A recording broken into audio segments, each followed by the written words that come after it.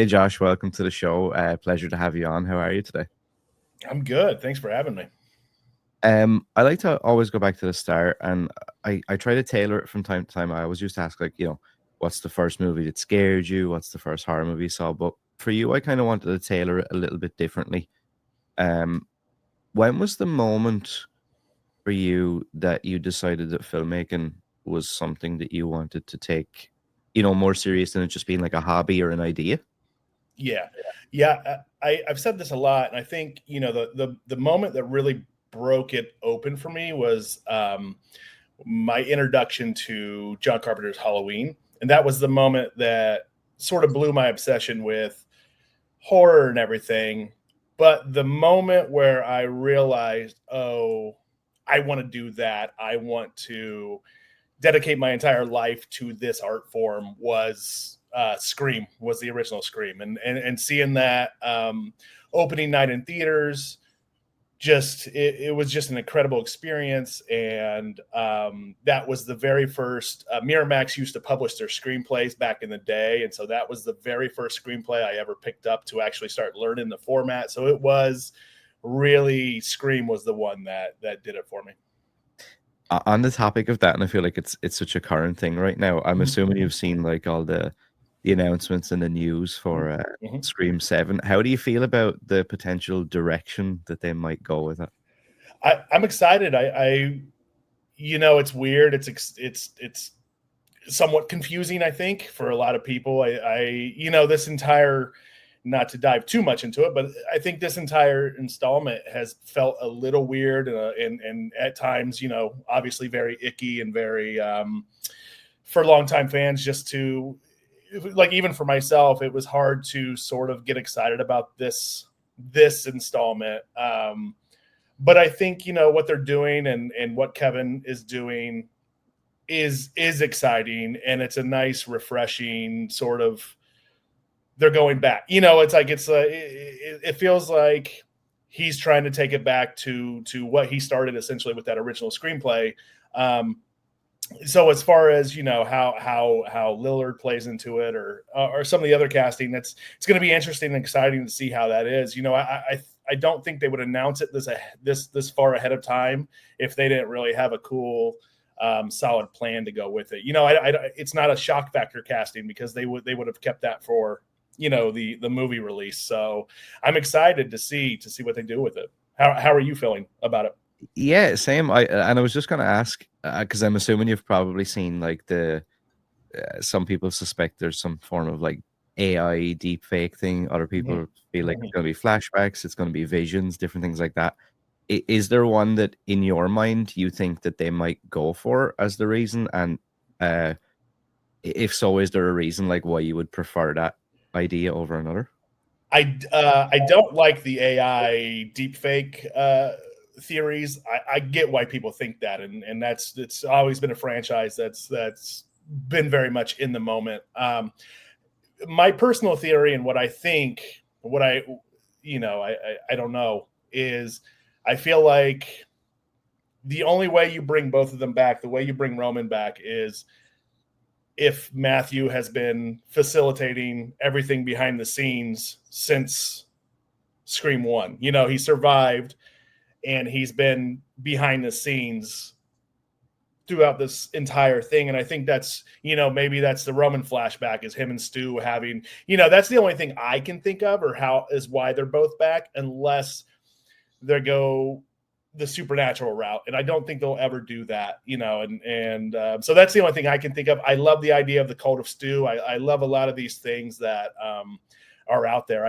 Like I said, I don't really like the AI deepfake thing, but I've been wrong before about this franchise. So Are you a fan of the original? I guess it's like the original trilogy, and four was kind of like it came a good bit after. A lot of people are like, I love the first one, or maybe I love the first one and kind of the second one and don't like the third one. I'm of the mind that I love that original trilogy, but yeah. how do you feel about that? So this is always very controversial for people when I tell them this, but first I'll lead with, I don't think there's such thing as a bad Scream movie. It's the most consistent franchise. It's the best franchise.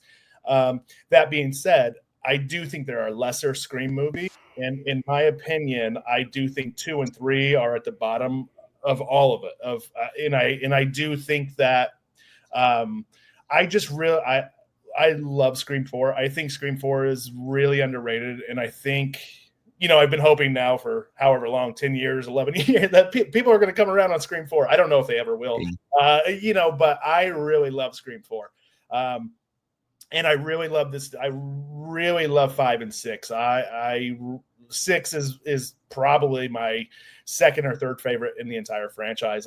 It was just so much fun and so unique, and I really, a lot of that goes with Radio Silence. I love that team. I think they're phenomenal, and so I'll go anywhere they go. But I do think the original. It's the original for me. And then 2 or 3 are still fine movies, but they are not my second or third favorite in the franchise. So, would you like to see? I've seen people saying like, "Oh, this could potentially kick off like another trilogy, which would bring us up to part 10." Is that something you would even be interested in seeing, or would you rather they kind of do one and done?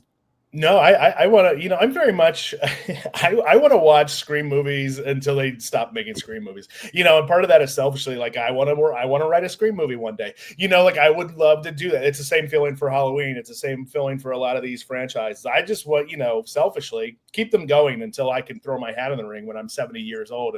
And I say, let's bring Neve Campbell back as the grandma, or as a great grandma. But, I don't think that horror franchises never have to end, right? I don't know why we get into this argument that things have to end. They don't have to end because you can just keep it going. There's so many unique takes for any of these franchises, and you see that with new filmmakers coming in every year that can bring their fresh approach to it. And I just think, do they all have to tie into the original? No. I love the idea that Kirby would get a spinoff. I saw that rumor, and I just love this idea that these characters can, they've dealt with a serial killer in their real world, right? So they can all go about their own stories, and there's no saying that they don't run into something else down the road, And I think that's the great thing of having a franchise like Scream grounded in the real world. You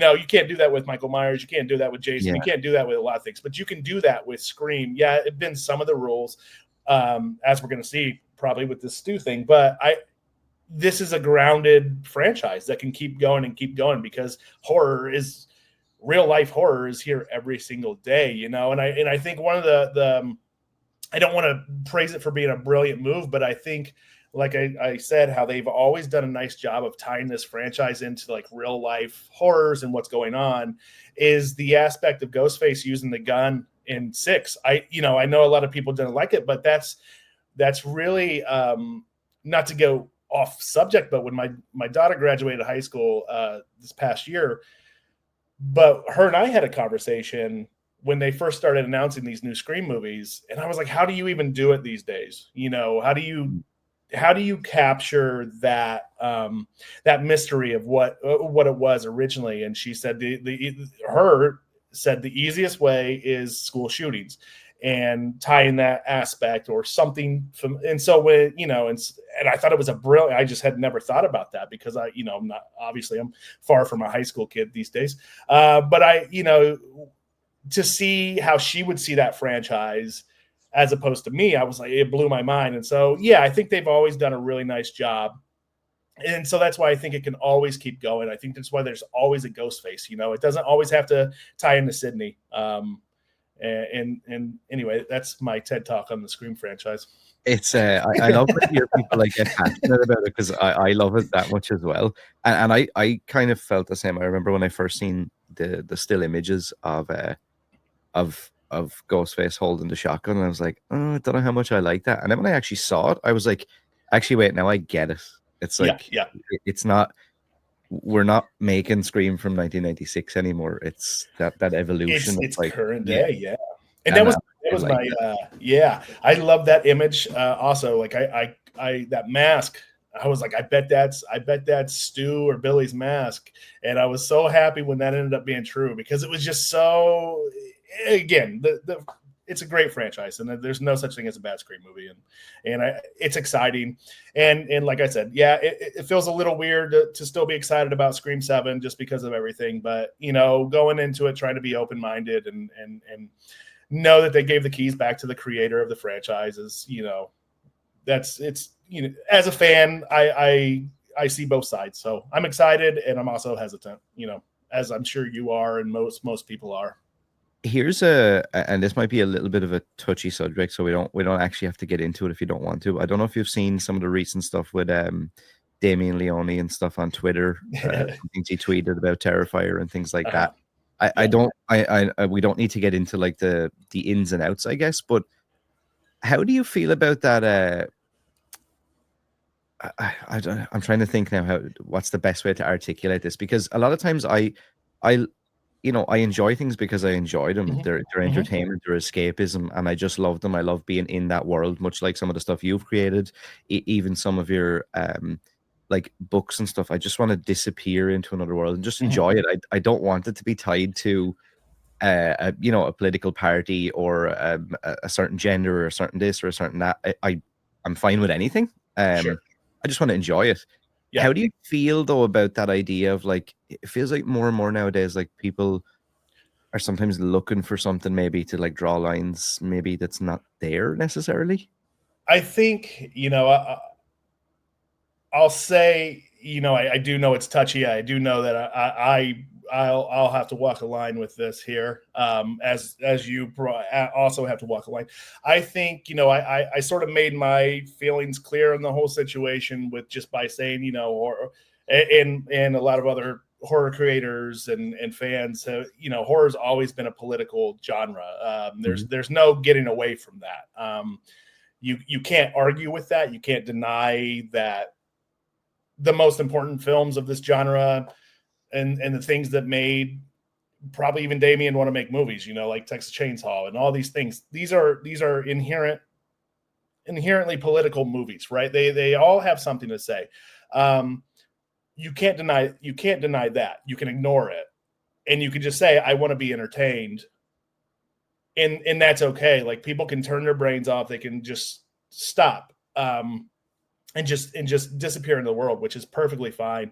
I find that we are living in very touchy times where it does feel like if you don't say the right thing, or if you don't say the thing you wanted to say the right way, you are going to find yourself in a situation like this. And that's a unique situation where, there's a lot of things in play on both sides, obviously, of the fence in that entire situation. So it's nothing for me to even comment on or say, but I will say, I don't try to get too political with my work. It's in there. It's just in there. It's in the DNA, right? It's me, it's my world. And it's how I feel about everything, how I feel people should be treated, how I feel, how the world should just be like a happy place. I know it's never been a happy place. It's never been that, but it's been an overly positive outlook is how I try to bring to the world and bring to my friends, my family, collaborators, anybody I talk to. And so they know where I stand on the side of the fence of all this stuff, but I'm not also going to, get mad if somebody doesn't agree with that, or I'm not going to really, I'm trying to figure out how to say it, argue like the merits of like how they see the world, right? Because everybody sees it their way, and they were all raised different, and there's no changing that personally. And if just maybe one line of my dialogue or one line of one of my novels or books can maybe give a little hint of be like, oh yeah, that's a good way to look at things, I'd be okay with that, right? I'm okay with that. Now, I know that's harder for some people, and that's okay. But I mean, everybody knows me and where I stand, and there's things in Glorious, there's things in Mouth, there's things that everybody would know. I don't have to put it on my sleeve of where I stand, and I've been vocal about all of that in the past. I have, and so I think it's hard for some people, and I get that, but I think now more than ever, I don't think is the time to maybe be quiet, or maybe be try to I don't know. I think it's a tough line to Yeah, walk, it is. and It's very. I don't envy anybody in his position, or anybody in that franchise has so much eyes on it right now that every little thing is going to be under a microscope, and so I don't envy that, and I don't envy constantly having to answer for things that you do or say online on like a Facebook post or a tweet or something. I think that we all have to maybe take a little bit of a breath when something like this happens, and we're so quick. It's always such a quick thing right now where it never used to be like this, but that's just the times, and that's not me defending anybody or defending any situation. I just think I don't envy being a part of a franchise like that has so many eyes on it right now. Yeah, and I think what you said there was definitely key. It's that thing of maybe sometimes maybe saying something or not saying it in the correct way that you meant it to Yep. come out, or how you meant to articulate it. And then sometimes it's like, especially with social media and the internet, things just like Mm-hmm. instantly, as soon as you click that post button, that's it. It's done. It's signed. It's sealed. It's delivered. There's kind of, I don't want to say no takebacks, but people, some people will have a hard time kind of backtracking from that, which Mm-hmm. is Mm-hmm. unfortunate. And speaking of the horror industry and the genre, then for you creatively and professionally, what is it about that genre in particular that keeps you coming back to um, People want to hire me, so that keeps it. No, I'm just kidding. It's always a good thing. For me, it is just a lifelong fan. Like I've always wanted to work to make a living in the horror genre. It goes back to what I said about Scream, what I said about Halloween. I love it dearly. I love the genre dearly. I love the people. I love the creators. I love the fans. I love the support that there is no such thing as a rom-com convention. There is no such thing as a comedy convention but there are horror conventions all over the world dedicated to our genre and dedicated to the creators and the artists of our genre. And that's something that you can't replicate with a different genre. You can't do that. These are people like you and me who have been raised on this stuff, who we only know. We look forward to Halloween every year, but it's Halloween every day, right? Like it's like we love horror, we bleed horror, and if I can make horror, like falling in love with Halloween when I was like 7 years old, and being like one of my biggest goals is to someday write a Halloween movie, or write something that would have even a fraction of the impact that franchise had, or that Scream had, or that like a non-franchise horror movie. Just seeing these movies and the excitement that people have for these things, that means the world. And so why I love horror is because of that. And I want to give that feeling to people. I want to keep giving that feeling to myself. I want to be a part of that, not to go all Ariel and Little Mermaid, but I want to be a part of that world. I've always wanted to be a part of that world. And I feel like I'm maybe a part of it now, but it's always that, just keep striving for it. And so I'm lucky enough to be somewhat a part of that community that I always loved watching and seeing. And so hopefully that answered that. What do you think it is about? Because I'm always fascinated by this idea, because I definitely agree with everything you just said there about, there's horror conventions all over the world. Mm-hmm. There's so many different communities and sub communities and different, and they're also supportive, and like, movies that maybe sometimes get dumped Mm-hmm. a couple of years on, they get these huge cult followings that you don't really Mm-hmm. see with any other genre. What do you think it is, though, about specifically about horror that has kind of created that inner community that supports like that? The humanity, like 100%. It's the humanity. I know horror is this genre that's designed to scare people and make fucked up things and do all this stuff. But at the end of the day, we watch horror movies so we can feel alive, so we can root for somebody to survive that situation. It's the humanity, it's the hope that there's always going to be a tomorrow, that there's always going to be a way out. And I think that's what connects viewers and fans to the genre, is just, it is an escape. It's an escape genre, but it's also very much a sliver of hope and the life and the world that you want to live in, because there's always hope. There's always a way out. And, there's freaking hard days and sad days and tough days, but there are also fun and laughter. And, and I think that's what comes down to this genre, is the humanity. That's in every single piece of work in this genre. Is there a moment in a movie that you would say sticks out in your head as like the scariest moment? Maybe not as a kid, but maybe like from teens up, that really kind of sticks out in your mind as like, yeah, that was like a key scene or a movie that really like stuck with me. The original Blair Witch Project scared the hell out of me. In my friend James and we saw that opening day here in Indiana at, I want to say it was like a 1 p.m. showing on that Friday. We went daylight on purpose, and I was a big horror watcher, not so much him, but we went during the day on purpose, watched that movie, came out of that movie, and it was still daylight.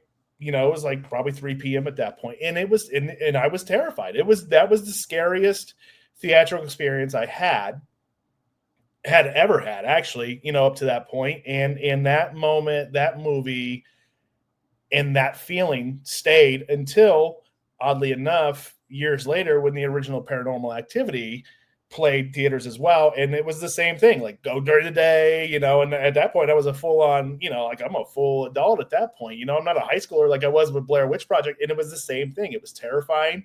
And I think it just speaks how, like, the parallels of those franchises and those movies, but those scared the hell out of me. And then the Bathsheba scene from The Conjuring, when she's on the dresser, the wardrobe, that is probably the scariest thing that's left me. That was terrifying in a theater. So yeah. And then, outside of that, I think that first reveal of the crawlers in the descent is an all-timer of a scene. So I would say those four are probably the most. You mentioned two key ones there, which was Blair Witch, which is one of my favorite horror movies, actually. Mm-hmm. And I actually had a conversation with somebody earlier this week, and they brought up Paranormal Activity in the very same feeling that you talked about, where it was like these packed theaters. Mm-hmm. Everybody was like inhaling at the same time. Mm-hmm. And it was just complete silence. You could hear nobody, like, mm-hmm. Chewing candy or slurping soda or anything. It was just dead quiet.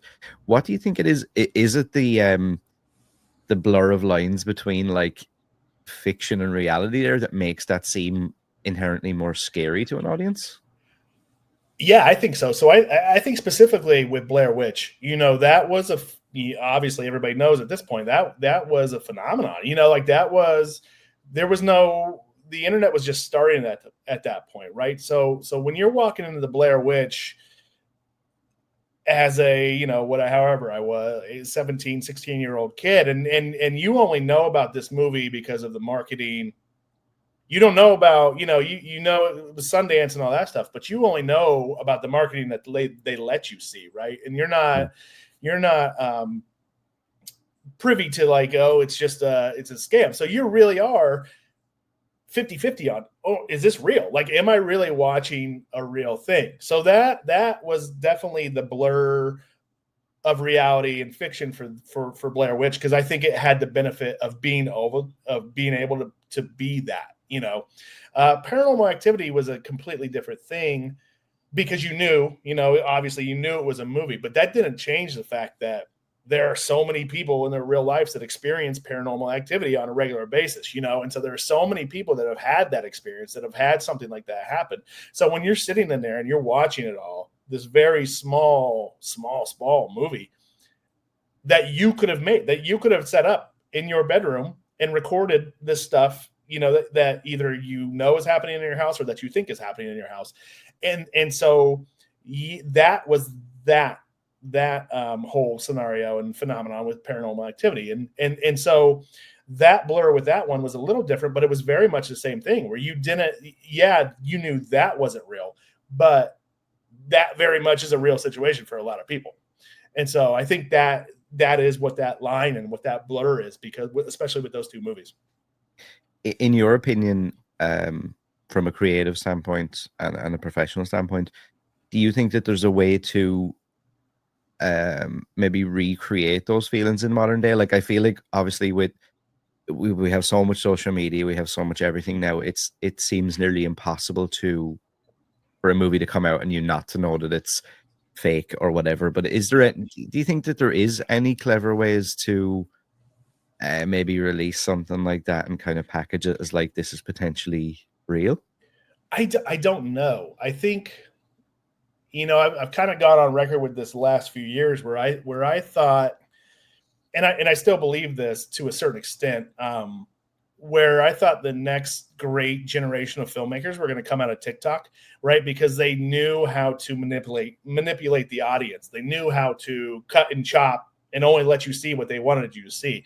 And so I thought we were going to get some really cool, and I know we got the one on YouTube that came from some TikTokers, which was milk and what is it, blood and honey, milk and honey, something like that.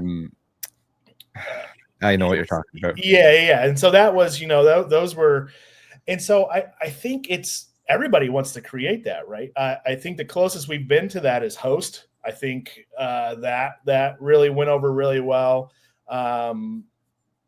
But if, whoever figures out how to do it, it's going to work. It's going to be great for them. I would love to figure that out. But I think that I am such, you're always trying to figure out how to shock the audience, right? And you're doing this with anything that you do, from narrative to books to anything. And I think the level of shock and surprise expectation has gone up so much because the quality of work and the quality of, holy shit, that somebody just pulled that off. How do I top that? And I think that it kind of goes back to the Terrifier, kind of goes back to a lot of those things, is there are so many people upping the ante, and I just don't know how you can do it to the level of what Blair Witch or Paranormal did, and obviously they tried that with the Blair Witch reboot. They tried to shock people. They tried to surprise people. They tried to, release this surprise sequel. And which I love that movie. I just think, I think they were maybe hoping for a better reaction to that. And so I just think it's hard with the audience these days to really catch people off guard, to really pull the drape over their eyes.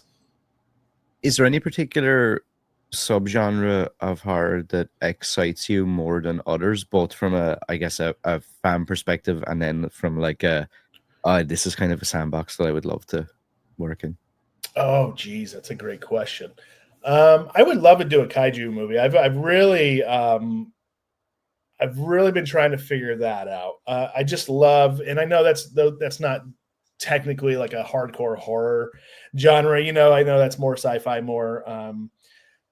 So kaiju would be one. I really, I have been trying to figure out a Frankenstein project. I love that.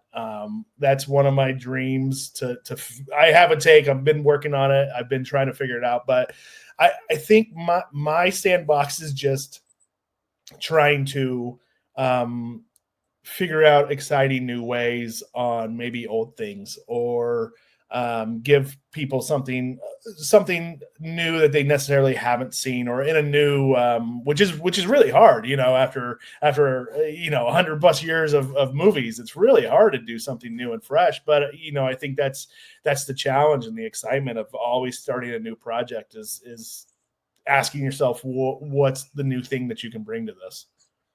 It's funny because, and I've heard several other creatives say this to me in the last maybe year, that, okay, yeah, it's difficult obviously to come up with an original idea that is it has everything. Like it's great to have a Mhm. great idea and a cool idea, but then when you sit down in a pitch meeting or whatever, if it's not marketable, if it's not something that can be commercialized to a certain extent, it's kind of not really worth anything. And then that idea of maybe potentially every story has already been told, just not by you. So it's like Yes. Yep. your version of Frankenstein, and that's like nearly infinitely harder than to come up with a Yeah. completely original concept. Is like, okay, let me take something like Frankenstein and how can I bring that forward that it doesn't feel like, oh yeah, okay, it's just another Frankenstein. Yeah, exactly. And that's the thing is like when I when I tell people that, or like the unfortunate thing is I'm also the guy behind the Lovecraftian glory hole. So when I say there's no new stories to tell, they'll be like, bullshit. But yeah, that's the thing is my it's really hard because Frankenstein that's such a favorite for so many people, and you're getting the King favorite. Guillermo's version coming out this year is like nobody probably should do another Frankenstein thing after he tackles that, right? Like, but it's exciting, and it is what I try to bring to every single thing, micro or subgenre that I'm working on. Vampires thing. That's what can I do with vampires that maybe isn't the same old, and that's a project that's happening that I had to bring. Okay, what if the Coen brothers made a vampire movie with John Carpenter? Like that's what I would do with a vampire genre, right? And so it's things like that. How do I put my flavors on these things that are that it's the same thing, but back to Radio Silence. It's what they do. Abigail was a prime example of that. What they did with Ready or Not, prime example of all this stuff is just as long as you as a creator keep bringing your personality and your flavor and your taste of what you like into the things you're creating, it's going to be new. It's going to be new for some people. It may not be new for everybody, but it's going to be new to an audience that maybe you haven't reached yet. That should be the goal every time, and that's my goal every time I start something new. On that topic then of like the creative process for you and creating stories and ideas, do you how would I structure this question? Like your process for coming up with an idea, do Mm-hmm. you look at novels? Do you look at public domain? Like, is it something where, I don't know, would you look at an existing franchise and think like, okay, maybe I'd like to do up like a little treatment on like my idea of how I would like reimagine Halloween, or Mm-hmm. my Mm-hmm. idea on how I would bring Freddy Krueger back or whatever? Is that ever something you do, or do you strictly try to stay away from that kind of stuff? So a lot of the work I'm doing now is adaptation. So I am, it's I went from heavy on original ideas to post glorious being a lot of adaptation work, and but with those adaptations, I'm pitching my take. So I am looking at their material and I'm pitching my take on what I would do with their book or their comic or something like that. So it is a little bit like figuring out my take on an existing IP. As far as going for like, do I sit around and craft like my take on Halloween, or my take? I banter back and forth with friends about what I would do. I don't ever want to be. I don't know if I'd ever want to put something like that out unless I actually had the opportunity to pitch it to the people. And there are things that I would love to do, that I have written basic like summaries and treatments. Like if I had the chance to pitch this, what would I do with it? And so I'll write little summaries like that. But I have never fully like thought out what I would do with Freddie or what I would do with Michael. And so that's a little sidebar to that question. But when I am thinking about fresh ideas, I do think about, okay, so if I approach this like it was my Halloween movie, if I approach this like I'm writing a slasher movie, right? Or if I'm doing like, how can I approach it? Like if this was Scream, how would it look? How would it work? How would it and it is like borrowing, it's like Tarantino says, you borrow a lot from your favorite movies, and you borrow a lot from things you like, and so that is kind of how I approach some of my stuff, is being like, okay, if I was to do a screen but do it my way, this is what this would be. And I that probably went off on a tangent that you didn't get the solid answer for, but No, that's kind of exactly what I was looking at, because it ties into what I was going to ask next about. Obviously, Glorious comes out and it makes a lot of noise. A lot of people are talking about it, and I don't know if if you experienced this after that fact, where I don't know, maybe you're getting contacted by lots of different places, or I don't know, you go to LA and you get a lot of meetings, you end up in a lot of rooms, and how did you find, if that was the case, how did you find that experience? Because sometimes I've heard that places can be, yeah, no, it's great that you have all these other ideas, but we just want something like this. yeah, And have you got anything else in your pocket there that you can just pull out that looks like this? We don't want to hear about anything else. yeah. I didn't do the because the movie came out um in 22, so August 22. I didn't do. I went out there for the premiere, and that was fun. But I didn't do like the water bottle tour. I didn't that because it was just I I didn't. I was only out there for like 2 or 3 days, so I didn't really try and even get anything like that. Just because it's not. I don't know. Like that seems very exciting to me, and I'm looking forward to the day that happens. But my post glorious life was very much a lot of just private conversations with filmmakers and companies, and a lot of relationships that had actually been sort of in the works for I had been trying to do this for years and years, right? Like, so Glorious was the thing that hit, and that was all because of the team behind it. That has very little to do with me, why that movie connected the way it did. And so a lot of my post Glorious life was just because of existing relationships that were like, oh, whoa, okay, like let's actually, like, let's talk, because of the way the movie kind of hit the world. And so that was exciting, and it was very much, the filmmakers I love reaching out and asking what I'm working on, that kind of thing. That was new, that was fun. But it was also very much like I got hit with the we want something weird. Can you write it? And I'll be like, yeah, well, I'm not, like I am weird. I like weird things, but it was for a little while there, where about a year or so I got caught in the can you develop something weird for us? And it was just like, Mm. I'm not, like I'm very much I'm weird, but I love all movies. Like, I love all subgenres. I love everything. And so it was a little bit of myself was writing mouth, was very much to kind of get the weird out of my system as much as I could, so I could start working on other things, and showing people that I could do everything, and all sorts of and so that's been a lot of my post glorious life, is writing a lot of different things to show that I just don't have to be the weird guy.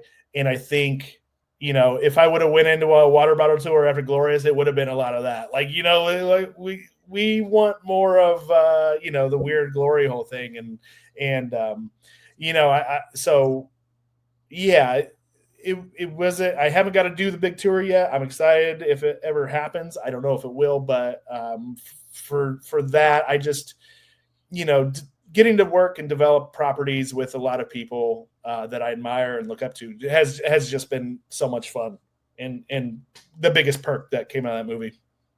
Is it difficult? Because I've heard this so many times as well, that I guess the concept of what myself or the audience would have of a writer, of a director, of anybody in the kind of the creative arts, and especially within movie making, would be, it's this high life, it's like fame, it's like all these projects just at your fingertips at all times.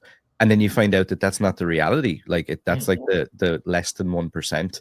And a lot of people are, multiple irons in the fire at different stages of development, trying to get something going. And a lot of times it can be from project to project. You don't get to just make a project, sit back for 10 years in the Bahamas and chill out.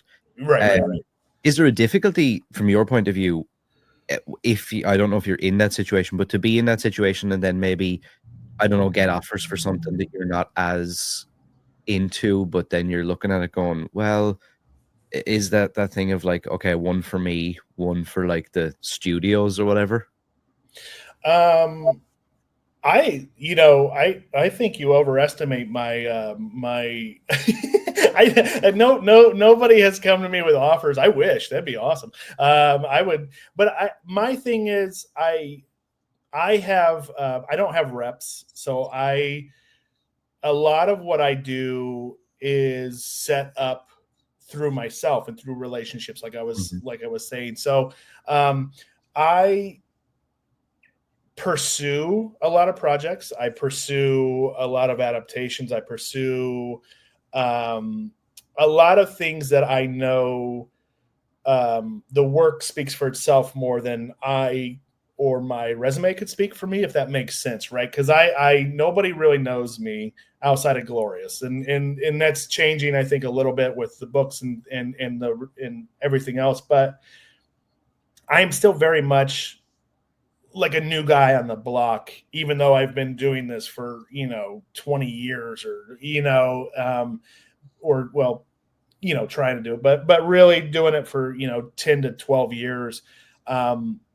And so what I try to do is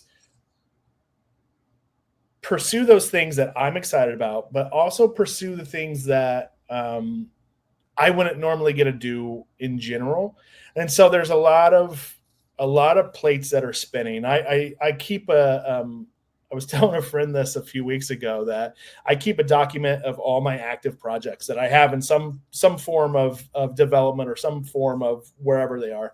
And I think at the moment I have probably almost 30 active projects that are in some phase of either with lined up with a company or lined up with a filmmaker or lined up somewhere, and those are all in different phases and different, and the idea behind that is these are all things that I've pursued or that maybe have come to me from a filmmaker or something that I was like, okay, yeah, that sounds cool, I would figure out a take for that. But there's no, but I'm not getting offers to do anything. And it's very much I'm building my own sandbox, and I'm building my own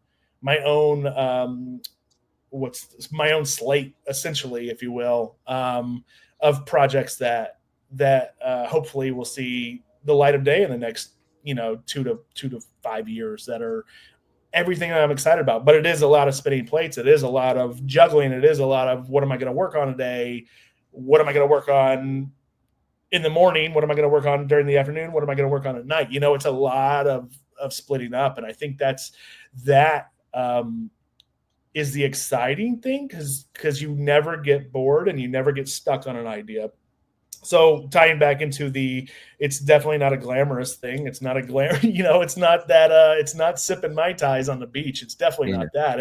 It's maybe pouring a bourbon for yourself at 11 p.m. when you've done calls and writing all day, and you got to do it all again the next day. So I think it's fun. I love it. I have a ton of fun creating and writing and doing all this stuff. But yeah, it's really my own repping myself and pushing myself, and really pushing myself out there to a lot of people. Is it difficult to have the creative side of it, and then obviously I think it's underestimated again, and not to downplay the creative aspect, but I think some people are, they have that passion, they have that talent, they have that thing for creating stories, writing stories, whether it be directing, whatever it is it difficult to have that part kind of, and know to a degree, like, okay, I have a certain amount of this, in my toolbox, but then all those other things are kind of underplayed, like you said, like the idea of, having to set up your own meetings, having to keep Mhm. track of all these projects, have to try pitch the projects and see where can we get them and what can we do and who can I work with.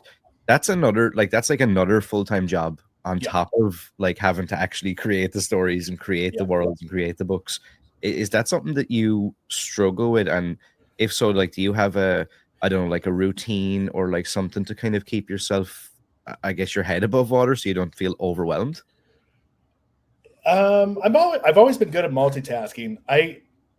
there's a quote, I forget the exact quote, so I'm probably going to butcher it, but it's like, screenwriting is actually like 2% of the job, and or something. Like the actual writing part of screenwriting is very, very little, because it's the rest of the stuff that you're doing.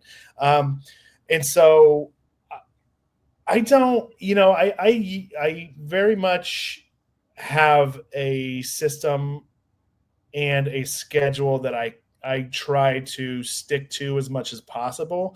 I'm usually up by 5 every day, 5 a.m. every day, writing,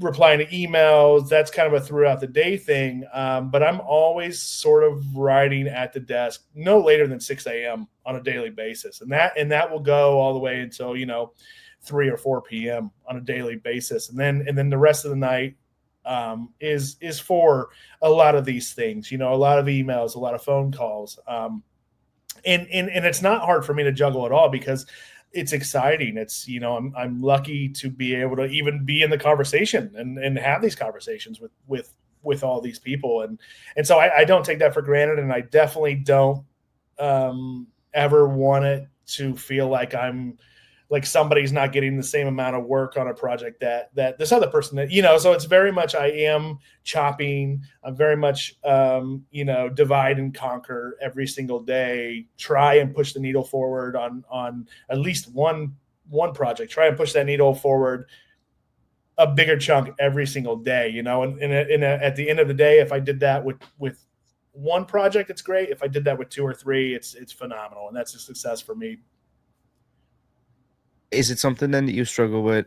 So taking all that into account, to try and relax, because I find this, and like this is on a way lower level, obviously, but there's times like I find it really hard to switch off. Like it sometimes, and I don't mean this, like some people will probably take this up the wrong way, but there's times that I might be somewhere with my kid or something, and I Yep. feel like my mind is like constantly, or my phone might go off my pocket, and Yep. I'm like, is that email I've been waiting for, or is Yep. that person I've been? Is that difficult to kind of switch that creative mind off? Yeah, it is. My brain is thinking nonstop. Like there's no shut off valve for it, which is unfortunate, but this is how it is for everybody. Like I think, um, for you, you're always thinking about the next episode. You're always trying to lock that stuff down, right? And it's very much the same with me. Is you're always thinking about the next step. So recently, for the last 10 years, I was a brewer, part owner of a brewery here in Indiana. And so that was very much a nice, break sometimes, and very Mhm. much a nice, but, unfortunately that closed at the end of the year. And so this last, so now I'm unemployed, doing writing and all the film stuff fully, but that was my nice break, and gave me a bit. And so it's been a little bit of a weird adjustment this last month of feeling like there is no downtime, because this is the only thing there is now, for me. And so I constantly have to be going in my own, just to feel like I am accomplishing something, and that I'm not just sitting around, kind of, wasting away. But with that, my girlfriend has been very like, you should take the weekends off, because you are now, doing Monday through Friday, like nonstop kind of film and writing work. And so, you really should have like days to relax. And the same thing with the evening time is kind of, once she gets home, that's kind of it for me, is I just sort of turn off as much as I can, and just, try my best to relax and focus. That's not always easy, because there is always, you, like you said, there's emails you're waiting for, there's calls you're waiting for, there's answers, there's yeses and nos you're waiting for, and that could interrupt that relaxing. But I am getting better, and I am trying to do better at relaxing, and not being so hard on myself when I do have downtime. In that downtime, then, do you like to watch a lot of movies or read a lot or anything? Is there anything like that that like you use as kind of like And I guess you could consider it a double whammy in a way because you're kind of consuming that stuff, but also just for enjoyment. Yeah, I watch movies. I read a lot. I've read a lot in this last month, more so than I usually would have. Obviously because of the free time or whatever. I play video games sometimes just to turn my brain off, just to listen to some music, turn my brain off. It's very much, it's probably the same for you, where it's a hard come down. It's a very much like like a droid going like, like where you Yeah. do have to fully power down before you can hit that sort of second part of your day or the evening, or that, just so you aren't bringing any of that stuff from the day. So yeah, it's watching a lot of movies, reading a lot of books, just trying to see what everybody else is creating, and not stress out so much about what I have to do or what I have to write.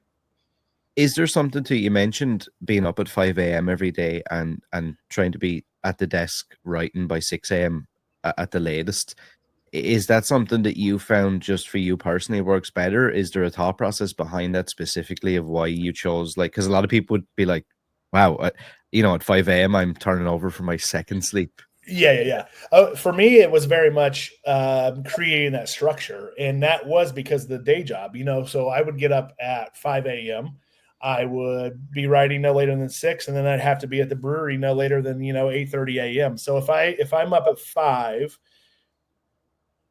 I'm a pretty good. I can just wake up and go. I don't need, I can pour my cup of coffee, sit down at the desk, and kind of get into it. I know there's other people that take a long time to kind of wake up and get going, but so my process with that was, if I'm writing from 5:30 to 7 or 5:30 to 7:30 every day, that's 2 hours of nonstop writing, and and this goes back to my restaurant days, where I had to squeeze in writing every chance I could, because there wasn't a lot of it. So I'd be writing on pieces of paper, I'd be writing on anything, and I just try and carry that over, that structure of, okay, well, there's only so many hours in a day, and if you're dedicating, 8 to 10 of those to a day job, then you do have to make some sacrifices. And for me, it was easily just saying, okay, I'm just gonna not sleep until 7 a.m. or 6:30 a.m. I'm gonna get up at 5 a.m. and I'm gonna get that hour or two of writing in, and then then my whole day is still open, and I feel accomplished, and I feel like I got something done, and I feel like,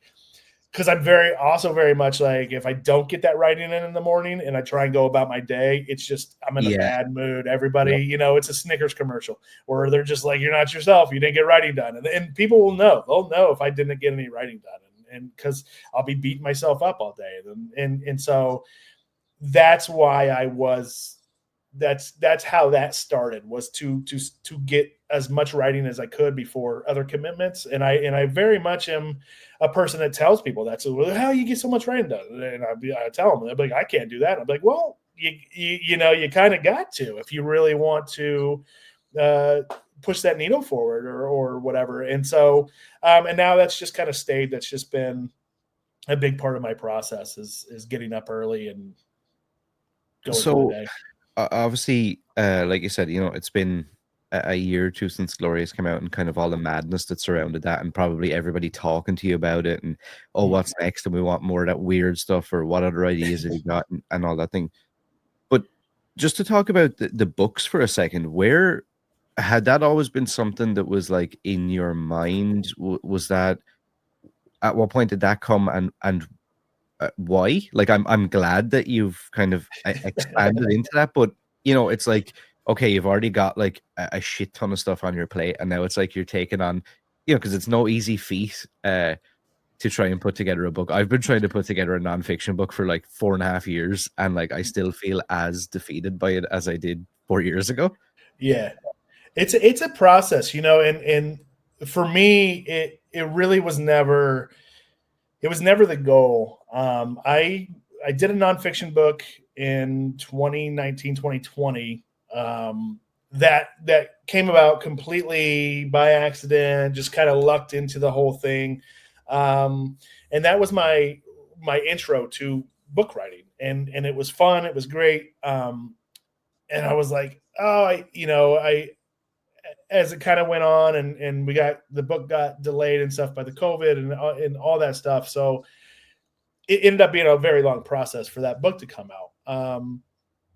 And then when it was like when Glorious came out, there was no talk of me doing any more. Like it was gonna maybe be a one and done for me on the nonfiction book, and that was fine and it was great. And then more people started asking kind of about books and if I was going to do another one. And I was like, well, if I do, it would not be nonfiction. I wanted to, if I did another book, or I wanted it to align more with my screenwriting, where I wanted it to be fiction. But I was like, I have no experience in that. So nobody's going to give me the opportunity to do a fiction book or put out a book with them. And so it wasn't really a thought that I had until Tenebris watched Glorious. And their slogan is New Weird Horror, and they tweeted out, you may not call yourself New Weird Horror, but we know what you are.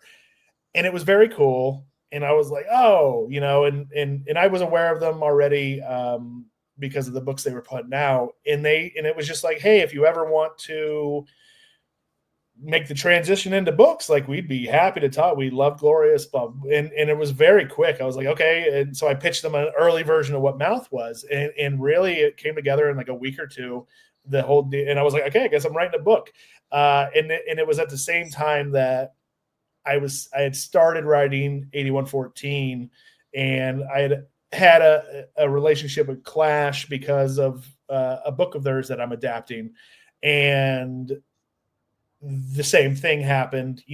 Both those books kind of came together at the same time, and they were due, 3-4 months apart from each other. But yeah, it was never part of the plan. It did happen because of Glorious. And so it was never a thing that I was like, I should, what I should do? I should write a bunch of movies at the same time, write books, because it's like you said, it's a lot. And when my workload was already stacking up, it was like, oh, now we're going to add books, and books are so much harder to write for me than screenplays. And so it's been an adjustment, and it's been, yeah, it's a lot. I saw Clay Chapman at an event in September, and this was when the brewery was still in business. And so he was like, okay, so you're still doing the day job. You're still writing movies. Now you're writing books. He's like, you can't keep doing all this stuff. And I was like, that's kind of rich coming from you. You're like, you have a book coming out every 2 months. But it was very funny because he was, because everybody knows, like, screenwriting and film is my main priority, and that's always going to be number one for me. And there's so much happening with that front, but it's exciting, and the reaction of the books has been so much fun and so cool and so unique. But to answer the question, the long way to the answer was no, it was never part of the plan. I was just lucky enough for it to happen, and it's been really great. And I guess going forward, then, are you, I don't know, do you look back on like little ideas maybe you had that you were going to turn into a screenplay and then go, you know what, maybe this might work as a book? Or do you actively sit down and go, okay, here's like my book ideas, here's my film ideas, and these are completely separate and cannot have crossover? A little bit of all of that. I do think there are some failed movie ideas that I have, some completed scripts that could work as books down the road. There are movie ideas I have, files and files of just ideas for movies that I've, so many that I'll look through and be like, maybe I should write this as a book instead, because it'll have more chance at getting out there. And then there are other things that I'm like, this should be one thing, and the other thing, like Mouth, is very much one of those things, I think, where Mouth would not work as a movie. I know people have asked, and there's some interest, but to me, I would never write Mouth as a movie. I don't see it as that, and so for me, that was very much just a book, and very much a book concept. And so it's just a little bit of everything. There are so many ideas that I have in so many films I want to make that maybe would be better as books, because there's only so many time, and vice versa. From now, I know this is obviously, it will change, and it's not like a clear cut thing, but I guess in layman's terms, in like general terms, how long from blank page to first draft finished does it normally take you for either a screenplay or maybe even, like, let's say a fully fleshed out concept for a book? Is it a thing that you try and do? You know, I hear some people, they say to themselves, right, I'm going to give myself 4 weeks, but I'm going to hit it like, 18, 20 hours a day for four Yeah, weeks yeah, yeah. non-stop. And then other people say, well, I like to kind of allow it to kind of come about itself. I don't want to force the idea. It really just depends on the idea. Truthfully, it depends on how developed the idea is for me. It depends on how excited I am. Again, I'm excited about everything I tackle, but there are just different levels of excitement. For instance, there was, a book that I adapted earlier this year or last year. Geez, I keep forgetting. But last year, where I had the first meeting about it in July, um, it was I got to go ahead to do it. There was a very solid timeline. Like I would not probably be able to jump into the script until maybe December because of how everything was lined up for me. But I was so excited about the book that I ended up writing that in about a month. I turned it in, in I think mid-August, and it was much to the surprise of like the author and everything. And so I was very excited about that and very excited to have it as a draft. So on the script front, that's usually my quickest could be about 2.5 weeks. I'm a really fast writer. I can write, if I'm going really well, I can write about 15 pages a day on the screenplay front, depending on the idea.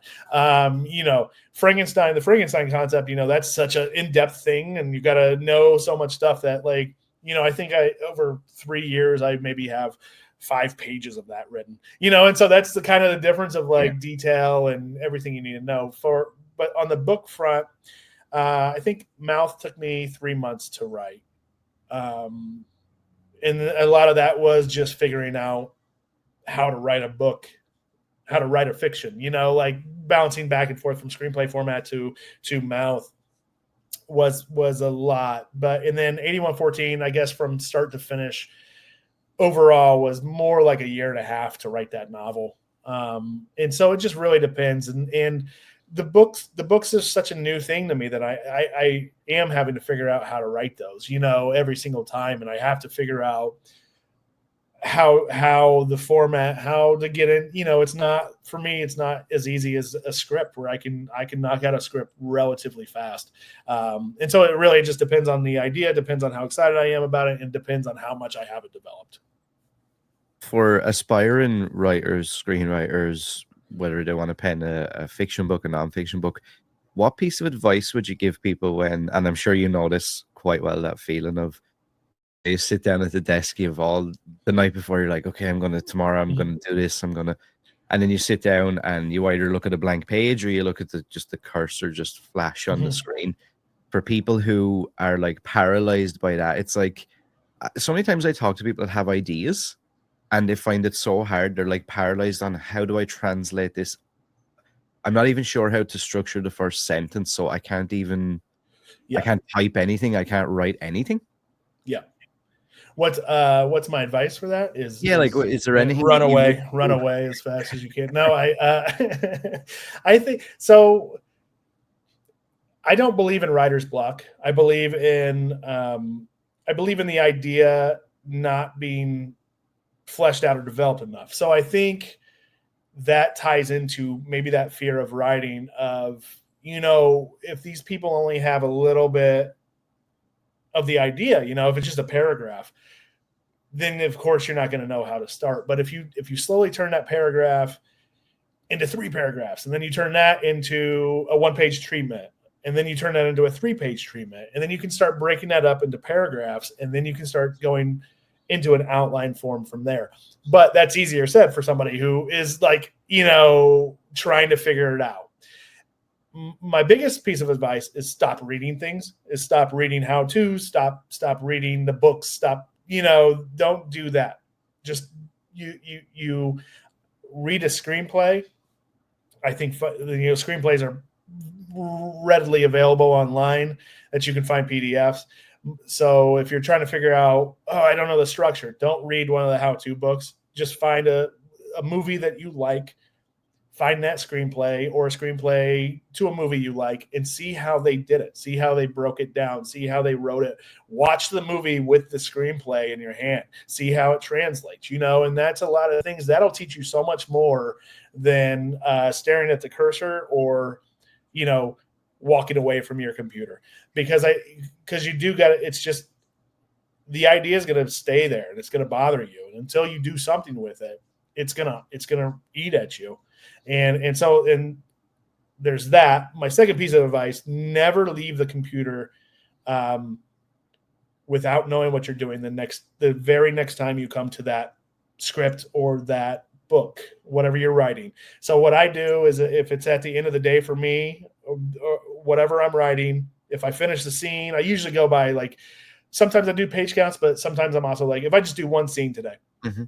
and if I'll finish that scene, and then the very next thing that I write will be a dash, and then I'll write what happens next. So when I start the next day, I know exactly where my head was going. I know exactly what was going to be the pickup scene or the pickup moment from where I left off. That way I never find myself in the situation where I'm reading what I did yesterday and wasting precious writing time. As if I can jump right into it, then that makes it easier. So those are my two big pieces of advice.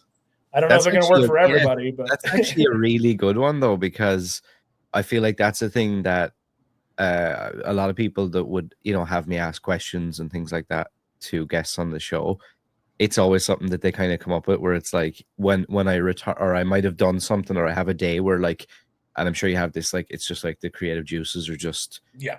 and you just, like, you feel like it's just coming out and out and out, and then you stop, and then you go away, and you expect to come back the next day and have that exact same, and then it doesn't. And people are like, oh, I didn't even give myself maybe like a little thing to, like, yeah. let me It's know where I crucial. was at. Yeah, that's actually a It's really crucial. good. It's a crucial part of my process. If I, because like I said, it's hard for me to turn my brain off. It's hard my wheels will spin all night, and I'll start thinking of a million different things. And then the next day I'll go back to the computer. I'll be like, wait, what was I thinking about for this? Like, what was I thinking about for this? And so I think it's a good way to keep that momentum going, even though you're going to stop the momentum. It's a good way to, maybe you wrote 8 pages the day before, and the next day you're only going to write like 4, but you got 4 pages because you left yourself that seed.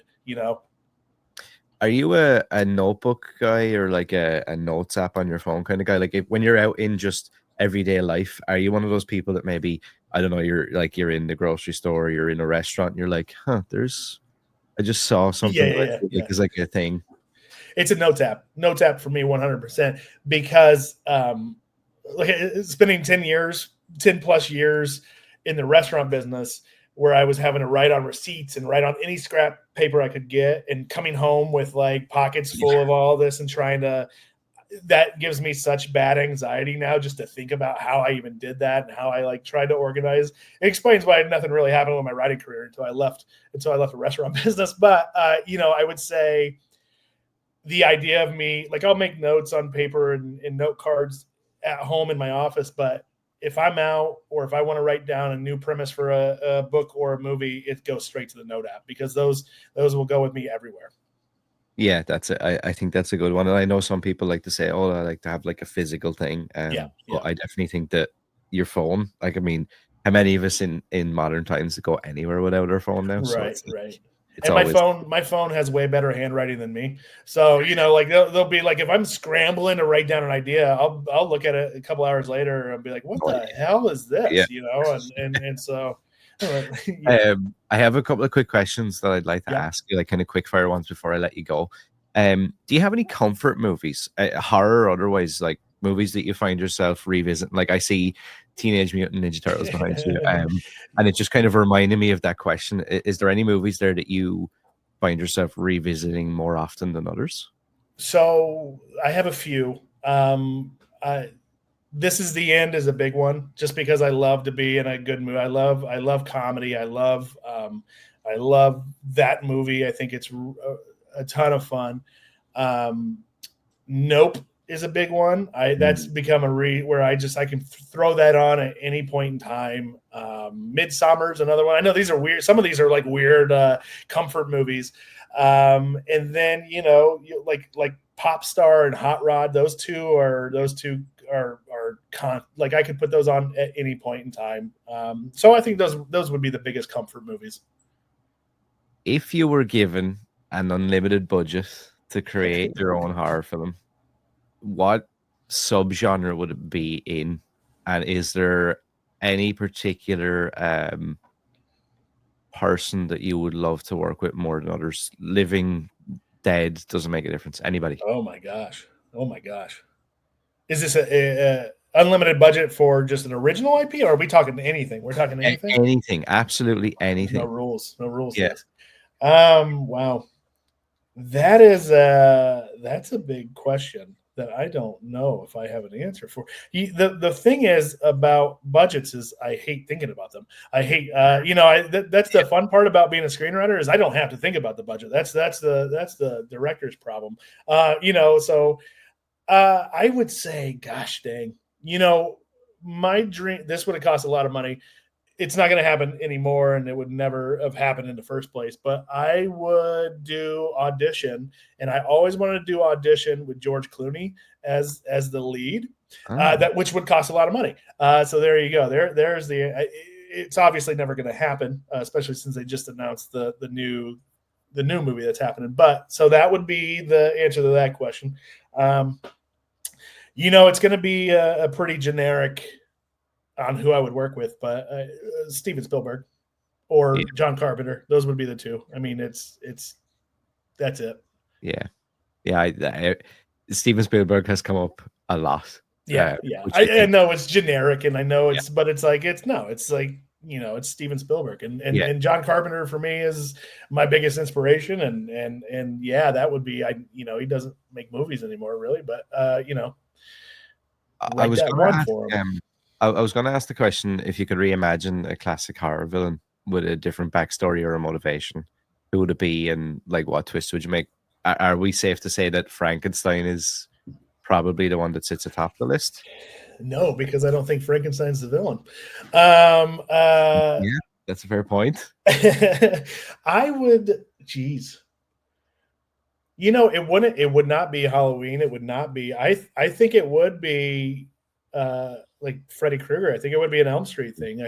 Because I think that is the one franchise where you can reimagine, because the dream world does allow that. And I think, once everybody gets over the fact that Robert Englund's probably never going to play Freddy again, I think it's very much like Ghostface, where anybody could be a dream, like the dream demon, right? Like anybody can do that. And so I think that would be it. And that would actually tie into the unlimited budget. So we could, do that. But yeah, I think Freddy Krueger is the one that needs reimagined the most, just because of a lot of things. If you could spend a day inside of any horror film universe, which one would you choose and why? Oh no. Oh, geez. These are good. These are good questions. It would definitely not be Halloween because Michael Myers scares the shit out of me. So it would have to be something like a nice horror movie where I would know, like, I'd be okay. Like I could just live. I'm trying to think of a nice horror movie. Jeez. I was gonna say Nightmare on Elm Street, but actually that's probably even worse. Yeah. You're not getting away from that. I'm in. I would say, yeah. I would say nope. I think because it's you're not, that one's very easy to just kind of avoid. You can just hide. Yeah. Just pretend like it's like I don't see that.